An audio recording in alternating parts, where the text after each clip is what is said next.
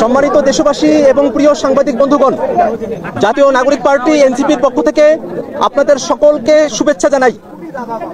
বিচার সংস্কার এবং নতুন সংবিধানের দাবিতে দেশ গড়তে জুলাই পদযাত্রার আনুষ্ঠানিক সূচনা জুলাইয়ের প্রথম শহীদ বীর যোদ্ধা শহীদ আবু সাঈদের কবর জিয়ারতের মধ্য দিয়ে রংপুরের পীরগঞ্জ হতে আমরা শুরু করছি।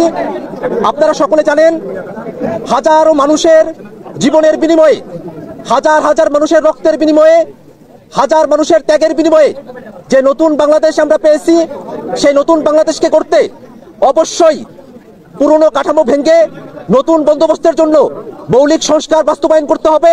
যারা গণহত্যা সংঘটিত করেছে, বাংলাদেশের উপরে মানবতা বিরোধী অপরাধ চাপিয়ে দিয়েছে, তাদেরকে বিচারের আওতায় নিয়ে আসতে হবে।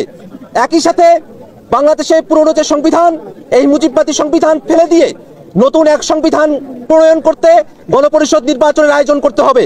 এই সব কিছুর মধ্য দিয়ে এক নতুন বাংলাদেশ পুনর্গঠিত হবে।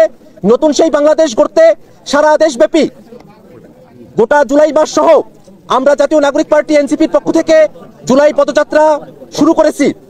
আপনারা সকলে জানেন, শহীদ আবু সাঈদ গত বছর 16 জুলাই রংপুরে বেগম রোকেয়া বিশ্ববিদ্যালয়ের সামনে রাস্তায় নিরস্ত্র একজন ছাত্র যৌক্তিক দাবিতে যখন তার কণ্ঠ উঁচু করেছিল, সেই সময়কার স্বৈরাচারী ফ্যাসিবাদী আওয়ামী পান্ডা পুলিশের নির্দেশে তাদের গুলিতে আবু সাঈদকে শহীদ হতে হয়। আবু সাঈদের সমাধির পাশে এসে আমরা দাঁড়িয়েছি, আমরা কবর জিয়ারত করেছি। আবু সাঈদের সমাধি এমন এক জায়গা যেখান থেকে আমরা বাংলাদেশ গঠন করবার শক্তি পাই। আবু সাঈদের কবর এমন এক জায়গা যেখানে আমাদের শোকের সমাপ্তি ঘটে। আবু সাঈদের কবর এমন এক জায়গা যেখানে আমরা দোহের শক্তি পাই। আবু সাঈদের কবর এমন এক জায়গা যেখান থেকে গোটা বাংলাদেশকে আমরা বিনির্মাণ করার সুযোগ পাই, শক্তি পাই। সে আবু সাঈদের কবরের পাশে এসে আমরা দাঁড়িয়েছি।